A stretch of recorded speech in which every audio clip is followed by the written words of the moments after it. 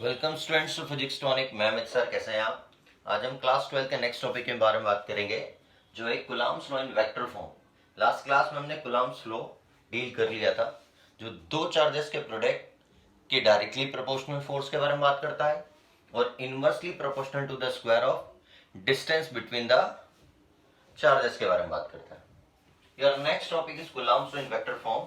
यहाँ दो डायमेंशनल एक सरफेस दिख रही होगी। यहाँ पे ए और बी दो पॉइंट पे Q1 Q2 चार्ज रखे हैं, इसकी सेंटर से दूरी है R1। So OA equal to R1 is the position vector here. O से लेकर B तक की दूरी R2 है, सो पोजिशन वेक्टर R2। अगर मैंने बोला A चार्ज B के पास डिस्प्लेस होगा R12, so R12 is the displacement vector, final displacement R2 minus R1। ऐसे हो सकता है अगर B A के पास डिस्प्लेस हो और फोर्स लगाए तो R21 होगा, R1 minus R2 displacement vector. दोनों डिस्प्लेसमेंट वेक्टर एक दूसरे के अपोजिटली एक्ट कर रहे हैं। इंपॉर्टेंट चीज क्या है, अगर A B के पास जाएगा तो देखो इस डायरेक्शन को, तो फोर्स लगाएगा F21, मतलब पहला वाला चार्ज Q1 दूसरे चार्ज Q2 पे इंटरेक्शन फोर्स लगा रहा है। या अगर ऐसा जाए डिस्प्लेस हो ऊपर की तरफ देखो, तो ये वाला फोर्स लगाएगा सेकंड वाला चार्ज मतलब F21, सेकंड वाला चार्ज फर्स्ट पे क्या लगाएगा, इंटरेक्शन फोर्स। दोनों में से कोई भी एक कंडीशन लेके चलते हैं। पहले हम ये वाले डिस्प्लेसमेंट से देख लेते हैं, R12 डिस्प्लेसमेंट जो फोर्स लगा रहा है F21। देखो क्या कंडीशन है, consider a point charge Q1, at point A, exert an interaction force on charge Q2 at B पे लगा रहा है, A B पे इंटरेक्शन फोर्स लगा रहा है। तो देखो A B पे लगाएगा तो कौन सा फोर्स देगा, F21। कौन सा फोर्स देगा, F21 कूलम्ब्स लॉ से 1/4πε0, दो चार्ज Q1 Q2 है, बट आज दोनों चार्ज के बीच की डिस्प्लेसमेंट कौन बता रहा है, इसके वेक्टर से। तो that displacement vector is the R12 और दूरी का क्या लेते हैं, स्क्वायर। साथ साथ हर वेक्टर को रिप्रेजेंट करने के लिए उसके यूनिट वेक्टर की जरूरत पड़ती है। So I am writing a concept of R12 cap. A cap होता है यूनिट वेक्टर, जिसकी वैल्यू होती है vector A by modulus of vector. ये डायरेक्शन बताती है और ये मैग्नीट्यूड बताता है। क्लियर? ऐसे यहां पे इसको भी लिख सकते हैं आप, कैसे लिख देंगे, F21 equal to 1/4πε0 Q1 Q2 R12 का स्क्वायर ले लो और ये होगा R12 का vector by mode of R12। Cancel नहीं करना, ये डायरेक्शन बता रहा है, नीचे वाला क्या बता रहा है, मैग्नीट्यूड। ऊपर वाला डायरेक्शन बताएगा और नीचे वाला मैग्नीट्यूड बताएगा। बट ये भी डिस्प्लेसमेंट और ये भी डिस्प्लेसमेंट है, ये सिर्फ डायरेक्शन को रिप्रेजेंट करने की। तो क्या कर दो, इन दोनों को multiply, a square into a equal to a cube, like that. F21 हो जाएगा 1/4πε0 Q1 Q2 R12 का क्यूब, मोड लगा दो भले से आप, और R12 का वेक्टर। ये इक्वेशन आपकी बन गई। इसको एक्सपैंड करना चाहते हो तो और कर देता हूं मैं, F21 equal to 1/4πε0 Q1 Q2 R12 क्या था, फाइनल माइनस इनिशियल डिस्प्लेसमेंट, तो हो जाएगा R2 माइनस R1 का cube into R2 minus R1। So this will be your first equation. अगर आप चाहें तो उसको ऐसे भी याद कर सकते हैं। अब दूसरी इंपॉर्टेंट चीज, आपने एक फोर्स निकाल लिया, अब दूसरा फोर्स कैसे निकले, F21 के बाद F12 डायरेक्टली नहीं निकल सकता without knowing the value of charges और the how the charges interacted by applying the force. We can not directly say the value of force F12। तो उसके लिए दो केसेस लेके चलते हैं, वो केसेस इंपॉर्टेंट है, एग्जाम्स में आते हैं। सो अब वो दो केस क्या है बेटा, यहाँ थोड़ा समझना पड़ेगा। मैं इस फिगर को रब कर देता हूं, अब प्लीज इस फिगर को ड्रॉ कर लें। देखो अब जैसे इस फिगर को मैं रब करता हूं, यहां पे दो केसेस बना लेता हूं और इस फिगर की ज्यादा इंपॉर्टेंस रहेगी नहीं। अब इंपॉर्टेंट केस पहला, if Q1 and Q2 are like और सेम चार्जेस, अगर Q1 Q2 लाइक और सेम चार्जेस होंगे, मतलब क्या होगा, कूलम्ब्स लॉ ने दो चार्जेस का प्रोडक्ट लिया था, वो दोनों पॉजिटिव और या दोनों नेगेटिव। सो बताओ, positive into positive positive, negative into negative positive, तो वैल्यू ऑफ चार्ज क्या आ जाएगी, ग्रेटर देन जीरो। और जब भी ग्रेटर देन जीरो आए, सेम चार्ज है, तो कौन सा फोर्स लगाएंगे आपस में, रिपल्सिव फोर्स। मतलब अगर दोनों चार्जेस सेम थे, ए और बी पे Q1 और Q2, या तो दोनों पॉजिटिव थे या दोनों नेगेटिव थे, तो ये भी इसको रिपेल कर देगा पहला दूसरे को, और ये भी इसको रिपेल कर देगा दूसरा पहले को। तो इसके पहले फिगर का जो कंसेप्ट था देखो ऐसे ही था, दोनों फोर्स इक्वल एंड अपोजिट लग रहे थे। अब इक्वल है कि नहीं पता, पर हमको इक्वल एंड अपोजिट कंसेप्ट तो दिख रहा है, इक्वल एंड अपोजिट फोर्स।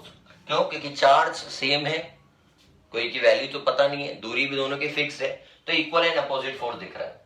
दूसरा केस देखते हैं बेटा, यहां दूसरा केस, अगर Q1 एंड Q2 को अनलाइक मान लो चार्ज, अनलाइक मतलब डिफरेंट चार्ज मान लो, तो क्या होगा बेटा, ध्यान से देखो, Q1 डॉट Q2, एक प्लस एक माइनस एक माइनस एक plus, positive into negative negative, negative into positive भी नेगेटिव, तो वैल्यू क्या आ जाएगी, लेस देन जीरो।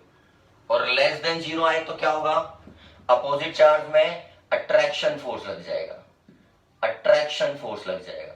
और फिगर बना के देख लो, ए बी Q1 Q2, एक प्लस एक माइनस एक माइनस एक प्लस, अभी जो रिपेल कर रहा था वो क्या करेगा, अट्रैक्ट, क्या करेगा, अट्रैक्ट। ये आपका F21 और ये आपका F12, यहां भी कैसा दिख रहा है आपको कंसेप्ट, इक्वल एंड अपोजिट का, क्लियर, क्योंकि चार्ज की वैल्यू तो बदलेगी नहीं। तो क्या करें, दूसरा फोर्स कैसे निकालें, तो आपको ये एक पहली इक्वेशन है, ये वाली मैं टैग कर देता हूं, ये आपको संभाल के रखनी है, ठीक है। अब हम बाकी कैसे बनाएं, इसी कंसेप्ट को आगे बढ़ा देते हैं, जस्ट कैसे, ध्यान से देखना सर। अभी हमने क्या लिया था, Q1 वाला चार्ज Q2 पे फोर्स लगा रहा था, अब कह सकते हैं Q2 वाला चार्ज Q1 पे लगाएगा फोर्स, तो B इसको क्या कर दो, A, और डायरेक्टली क्या बोल देंगे यहां से, बाय कूलम्ब्स लॉ, तो फोर्स कितना आ जाएगा, F12 1/4πε0 Q1 Q2। अब डायरेक्शन क्या लेंगे हम, फिगर के अकॉर्डिंग देखो, पहले डिस्टेंस की R12, अब क्या लेंगे R21, डायरेक्टली कर दें इसको, इसके अकॉर्डिंग क्यूब हो जाएगा, डिस्टेंस का क्या ले लिया हमने, क्यूब। नहीं आ रहा समझ में, फिर देखो डिस्टेंस का पहले स्क्वायर लोगे, फिर यूनिट वेक्टर क्या लोगे, R21 का कैप, क्लियर। इसको आगे और एक्सपांड कर दोगे आप, 1/4πε0 Q1 Q2, R21 का स्क्वायर ही रहेगा, ये होगा R21 का vector divide by mode of R21, तो ये क्यूब हो जाएगा बेटा। तो F12 हो जाएगा फोर्स 1/4πε0, क्यूब ले लो, Q1 Q2 R21 का क्यूब, या 1 2 है तो ये 2 1 लेना, और ये हो जाएगा R21। इसको भी इसके जैसे लिखो, डिस्प्लेसमेंट वेक्टर, तो हो जाएगा F12 हो जाएगा बेटा, इसको इक्वल रखने की जरूरत नहीं है, अब 1/4πε0 Q1 Q2, ये हो जाएगा R1 माइनस R2 का cube into R1 minus R2, clear. ये आपकी इक्वेशन आ गई सेकंड। अब इस फोर्स को ध्यान से देखो, दोनों में क्या डिफरेंस है, सिर्फ डिस्प्लेसमेंट वेक्टर का अंतर है। यहां पे 2 1 चल रहा है और यहां पे क्या चल रहा था, 1 2 चल रहा था। क्या चल रहा था यहां पे, R12। तो यहां पे हम दोनों को लेके चलेंगे और दोनों को सॉल्व करेंगे, देखते हैं कैसे सॉल्व होता है। अब दोनों के अगर डिस्प्लेसमेंट वेक्टर को हमने क्या कर दिया है, इक्वल एंड अपोजिट रख दिया है, तो आपको नया केसेस यहां मिल जाएगा। प्लीज ध्यान से दोनों केसेस को देखते हैं, इसी 1 and 2 केसेस को कैसे सॉल्व होगा। From 1 and 2 case, from 1 and 2 case क्या दिख रहा है, ये R12 और ये R21 इक्वल एंड अपोजिट है, R21 R12 equal and opposite है। तो इन दोनों को अगर हमने चेंज कर दिया, इसको चेंज कर दिया, तो यहां क्या लग जाएगा, ये 21 बदल जाएगा 12 पे, और क्या लग जाएगा यहाँ नेगेटिव साइन, क्या लग जाएगा नेगेटिव साइन। तो फ्रॉम इक्वेशन सेकंड से वापस बात कर दो, F12 हो जाएगा minus of 1/4 pi epsilon 0 Q1 Q2, Q1 कायम बदल गया 1-2 पे, कायम बदल गया 1-2 पे, तो ये आपका आ गया वापस से 1-2। चाहो आप इसको ऐसा लिख दो, F12 negative of 1/4 pi epsilon 0 Q1 Q2, क्या होता है displacement vector R2 minus R1 का cube into R2 minus R1। ये इक्वेशन आपकी बन गई थर्ड। कुछ नहीं करा है आपने, इसको इसके ऐसा लिख दिया है और क्या लगा दिया माइनस। तो देखो अब ये सारी वैल्यू देखो 1 और 3 की, दोनों वैल्यू सेम हो गई, बिल्कुल इक्वेशन सेम दिख रही होगी आपको बोर्ड पे। देखो 1 और 3, अब दोनों इक्वेशन बराबर आ गई, बट एक क्या है फोर्स पॉजिटिव लग रहा है और एक फोर्स कैसा है नेगेटिव। तो हम दोनों से कह सकते हैं कि दोनों फोर्स कैसे एग्जर्ट हो रहे थे, इक्वल एंड अपोजिट। और जैसे ही आपको इक्वल एंड अपोजिट फोर्स दिख जाए तो कौन सा लॉ लगता है, न्यूटन्स का थर्ड लॉ।